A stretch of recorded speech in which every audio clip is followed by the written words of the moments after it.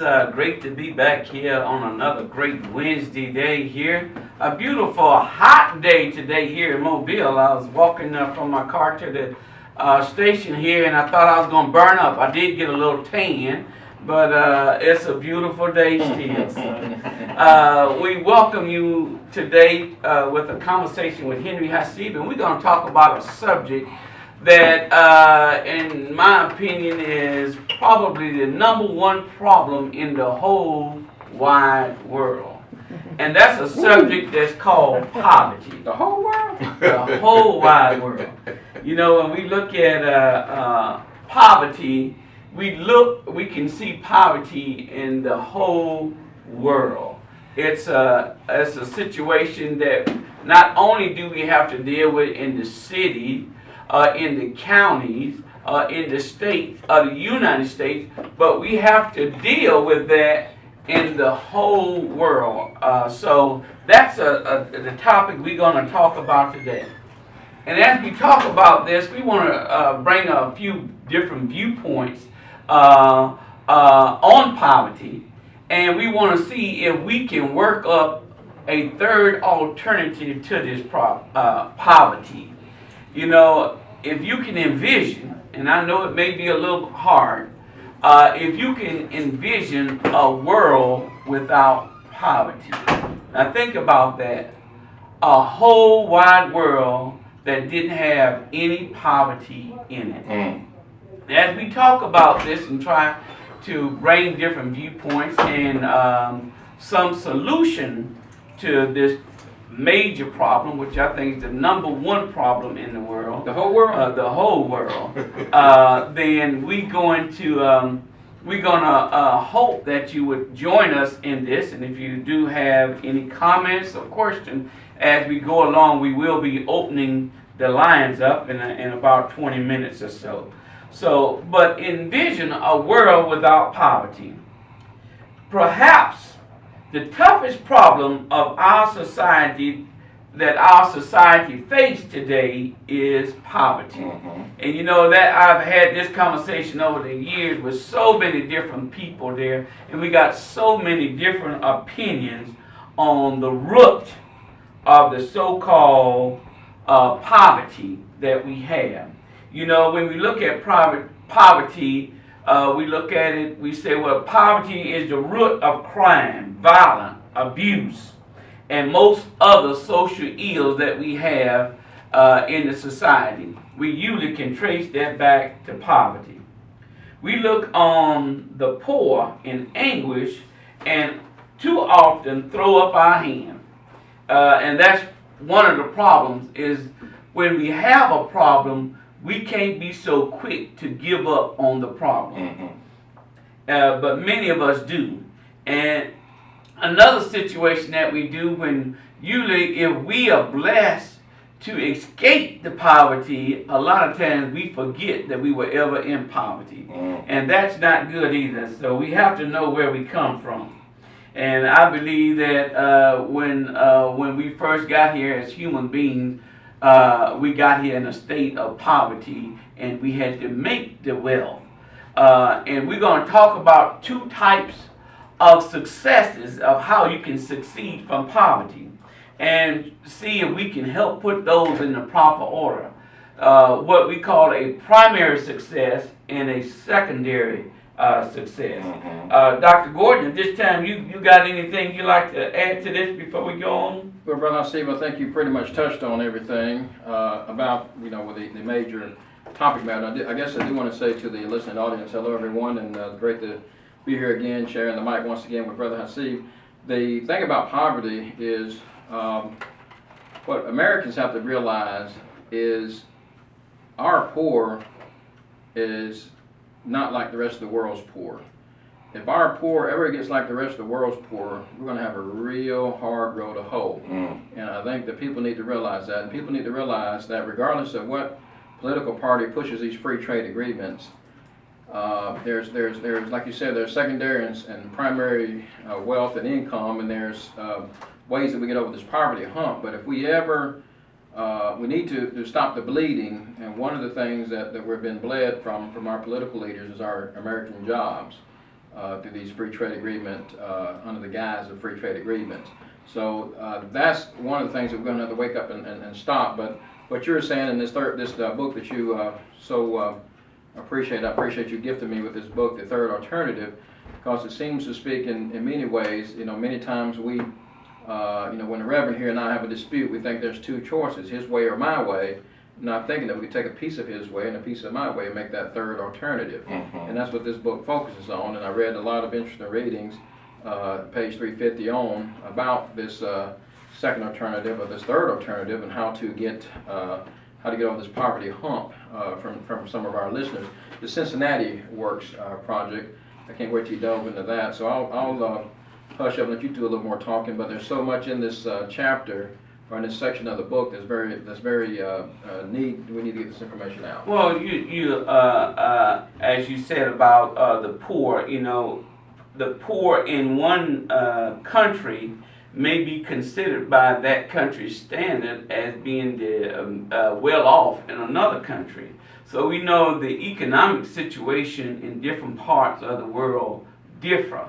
But I think even before we get to the economic part of poverty, which we have to address, I think there's a primary success that as we venture this topic here that we'll talk about, and the primary success we won't succeed by just talking about money, because there's been different viewpoints on how we solve these problems. And a lot of times, we try to put dressing on the sore, but we don't treat the symptoms of the sore. And that's being talked about a lot.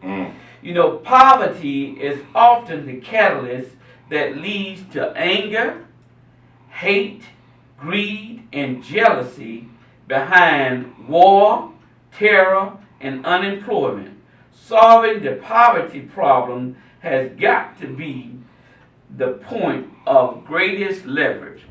Now, all of these problems that we just related to poverty, we see them in the world today. I mean, we've seen war, we see terror, we see unemployment, just all over the world, even jealousy that this thing of poverty brings on. There are still so many people that haven't got the basis so many of us take for granted. And I've had that conversation with people. And I've traveled to different parts of the world. Even Dr. Gordon and ourselves, we visited some parts of Africa there. And over there, what we consider poor over here would be a very well-to-do person if they had what we had over here. So, but over here, we are said, and you've probably heard me say that we are the poor and working poor. And based on our standards over here, that's the class we fit in. But it says no man should have to spend his life in poverty. And that should be the attitude of every human being. That even if we in a situation that we are in poverty, we shouldn't be satisfied with spending our whole life in poverty. And we're going to talk about some of the ways of how we can get out and what should be our primary success and what should be our secondary success. Poverty is at the root of other global problems like poor education, environmental issues even. And we are suffering from both of those things just right here locally that we can relate to: poor education, environmental issues. And it seems to be that these things, because of poor education, we are not able to take advantage of opportunities that may come our way because we have not qualified ourselves to take advantage. And these are just some of the issues that people debate over on what caused this problem, poverty. So you have anything else you'd like to say at this time? I know you always tell me that I take over the whole show. So yeah, I was trying to find out where to jump in. It's like this, what they call it, double dutch, right? Figure out where to jump in and do my little part. But I don't want to get too ahead of the conversation. But I was noticing, you know, in my assigned reading, and I appreciate you doing that for me to help me to get on top of the subject matter. We're saying that the assets that generally lead to maternal prosperity has never changed. They're usually the character of a person, the education, the skills level, the relationships developed with different business owners and different people in the community. Relationships, you know, somebody that you know got you that job, or something that you know the boss, you know the boss's family, or there's relationships are very important in our society. And then time and patience. Sometimes we have to say, peace be still. You know, sometimes you have to wait your turn. You may get the skills training and you become whatever it is, be it a welder or a doctor or a teacher, and you have to wait a while to that job opens up for you to take step in there to make it happen. There are natural laws at work here, and those who live by them can be both humble and confident at the same time. That's when you learn how that patience and peace, and you know, you get that confidence and that humble attitude. Because when we have that hate in our heart, or we get upset, or we get frustrated by our failures, that's what usually trips us up. I know in business, you know, you and I have been in business a while, and with business owners and people in business, there's always a lot of failure. The people in the community don't necessarily see all the failures. You know, you'll see, some great failure that's blasted over the news, but many times, like Hank Aaron, you know about his home run hits, but you don't know about the strikeouts. And the strikeouts usually surpasses the home runs. It's just that he kept going until he got the success that he was aiming for. Now he's speaking of Hank Aaron, he owns a lot of car dealerships, a lot of national restaurant chains. He has a lot under his belt, but it didn't start out that way. Well, you know, there's been a lot of discussions too on this poverty to try to come up with solutions. And I would just want to present some of the viewpoints that has been said. It says that a world without poverty would be an easy thing to achieve. But now this is the problem. The left and the right wing, they both agree on that. But they both agree that it will only be an easy thing to achieve if it's my way, and of course the other one if it's your way. Yeah. They have not been able to this day sit down and come up with a third alternative that we say to make a better way, that we can take your way and my way, and let's put these together to come up with an alternative that will solve the problem of poverty. And we fight even today on how to achieve this success of getting rid of poverty. But both sides believe that it can be done. And I believe that the world would be a better place if we did not have poverty. But we cannot agree on how to solve this problem. So one way say, well, we should help them economically, train them, teach them how to go get a job, how to present. I've been to programs like that and seen these programs. And over the years, I've spoke to some of the students that have been through some of these programs, teach you how to dress for success, they say. And the other one is saying that, hey, you need to just take self-responsibility, not rely on the state for your substance, and you need to take, as they say, take your bootstrap, pick up yourself by your own bootstrap, as they say, and only rely on yourself. So we got different opinions about how to solve these problems. Now I want to add, when they're dealing with poverty, that's one thing that Cincinnati Works were very successful in. It's a program that was two rich folks traveled all over the nation to see how we've treated our nation's poor, and it saw that there's a lot of programs to give the person this or give the person that. It reminds me of Ella Grant Elementary School. When I was in the legislature, they were having some problems. It was the Ella Grant of Mobile County training, and when they gave during the day tutors to the school, and they did this and that and the other for the schools, the numbers went through the roof through the AYP. But then once the school was making a grade, they didn't qualify for the in-school tutors and all. And then naturally the numbers fall again. It's like whatever you did to sustain the growth, or whatever you did to make the growth happen, you must sustain it. You must keep it going. Right. And that's what Cincinnati Works said. They said that That's a program that they started. It's a nonprofit society, and they have society, the members. Members are people like you and I from the business community who come together. We're a member of the Cincinnati Works, and then we get people who need jobs and people who need a career, and they become members as well. And what the organization does is works on the whole person. It says the chronically unemployed rarely kept a job once they got it. Typically, the retention rate after 3 months is an abysmal 20%. The real job to be done is to take a holistic approach to the job seeker.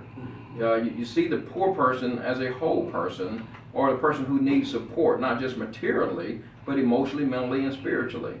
So, without having to become a particular denomination, you got to address that spiritual component of a person's life. You got to address that mental problem. Some people, they say a single mom out there trying to make it happen, and then a car breaks down, or her babysitter calls in, and then she gets frustrated and she quits. Well, we have a Mobile Works. I think they have a Mobile Works, but we have a Cincinnati Works type format. We call it something in Mobile or Alabama or Pritchard or whatever we call it.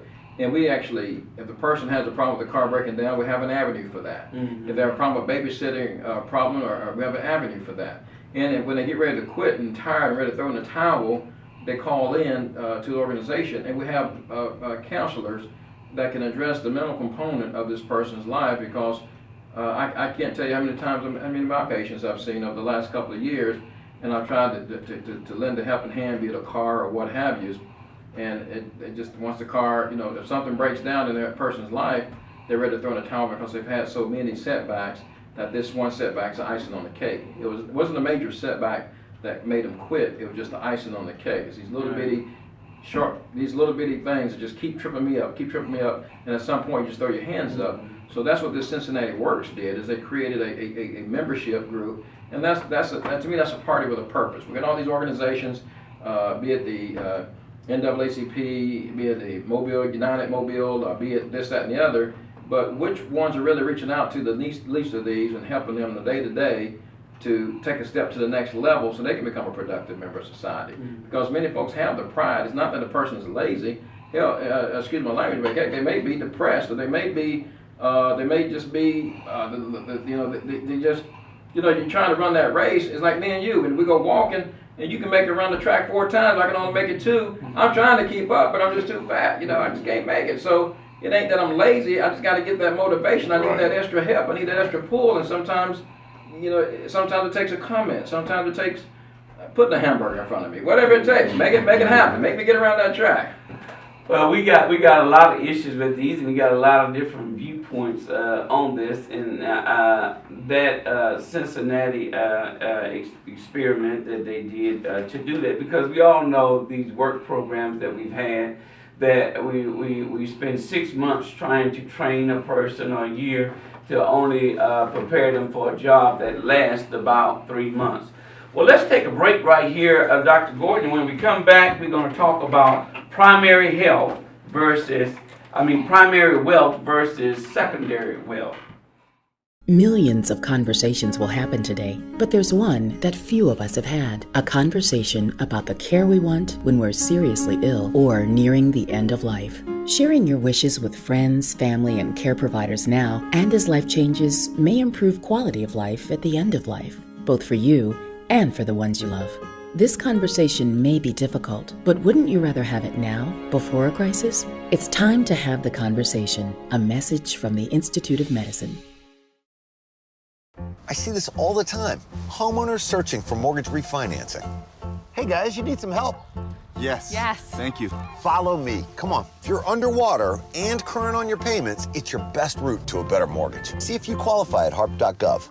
Anyone can fall victim to moving fraud. Know your rights and responsibilities. We had really signed off on a price, and that was about it. Without a signed written estimate, movers may try to charge more. They were charging us now $2,000 instead of the agreed upon $900. And may hold your items hostage until you pay. Not only had they roughly handled or mishandled, it seemed like they had purposely destroyed things. Visit protectyourmove.gov to download a free moving fraud prevention guide. Search for registered movers and view their complaint histories. Move. Okay, welcome back here. Where we are talking, having a conversation with Henry Hassib, and we have our guest today, Dr. James Gordon here, and we're talking about a world without poverty. Can you just visualize that any kind of way in your mind, a world without poverty, how much better the world would be? Matter of fact, some people I talk to, they say, well, if you got a world without poverty, you got heaven. And that's what we all should be working for, that heaven right here on earth. Amen. But we want to now broach the subject of the primary wealth versus the secondary wealth. And I want to kind of take our time and go through this because I think it's very important, because I believe in life we have gotten these two things mixed up. We have reversed the secondary wealth for primary, and primary health we just have forgotten all about. So it says, this highest, better way to begin is to begin with me. You know, and everything in life begin, you know, when we have talked about other subjects, we talk about the individual, then the family, then the community, the neighborhood, and then the community, and then it grows from there. But we have to start with ourselves. We got to ask ourselves, do I look at the poor with self-righteousness? You know, we got a lot of that going on. That if we make it, we look at what we consider the poor with a self-righteousness spirit. Or pull the ladder up. Pull the ladder. Do I believe that if they were as virtuous or resourceful as I am, they would not be poor? On the other hand, if I am not well off, or as I like to be, do I see myself as a victim? Do I feel somehow entitled to something from some of those who are more fortunate? And that's another problem we got, that those who are less fortunate, they feel that others owe them something. In my ideology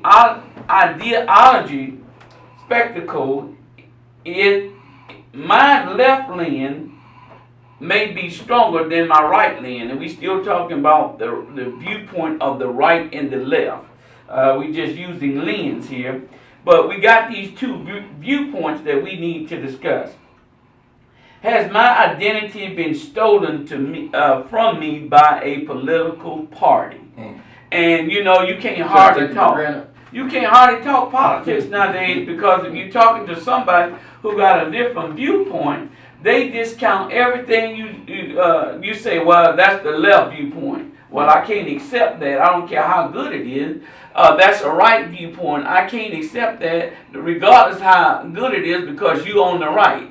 If we would merge these viewpoints and come up, work together to bring about a better solution, I believe the world would be in a better place, because we make good points on both sides. Instead of having cold water or hot water, we get warm water. We can get warm water.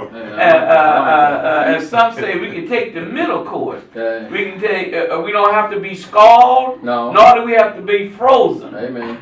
You know, but some of us, we take those extreme views and we refuse to settle or even look at anything different than our viewpoint. I agree with that. It said, neither the victimizer nor the victim is in a position to contribute to the solution. And that's why I say, when we take those extreme viewpoints, then neither one of us are really capable of coming up, because it's either your way or my way, and those views have not worked in the past, and I don't think they're working. So if I'm a Democrat and I'm talking about a Republican, then I'm the victimizer and the Republican is the victim, and then the Republican is talking about the Democrat, then they're the victimizer and I'm the victim. And they're saying that neither one of those ideas, well, obviously you can look at 10, 20 years of political turmoil, 20 years of, you know, how do we help our least of these in society? Neither program is working. Right. So we must find a combination. We must find a hybrid. We must find a way of combining forces to solve this solution. And I think that love or hate Donald Trump is a good example. You know, that gentleman happens to be outside of my party, but love or hate Donald Trump, I think he struck a nerve with the nation that says, I'm tired of the foolishness. I'm tired of my party, whoever your party is, saying, fix it this way, and it's not fixing. I was looking at Mr. Bernie Sanders is a good example. Looking at his format, and his format sounds like a political candidate from 1980. Mm-hmm. I mean, he's making all these grandiose promises, knowing that he's not going to deliver on any because he's been in that seat for a long time, and you can't sit in that seat for 20 and 40 years and say, hey, let's do what I promised to do in 1980.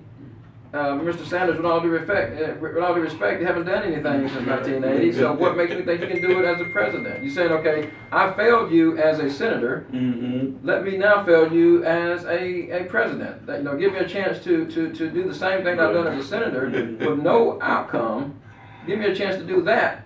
And so we got to get someone with a hybrid, someone to pull ideas together to give us a new direction. Sometimes, when you trying to do a project, brother, I see, that first year, if you're trying to do an annual project, it's going to be the hardest year to get the project off the ground.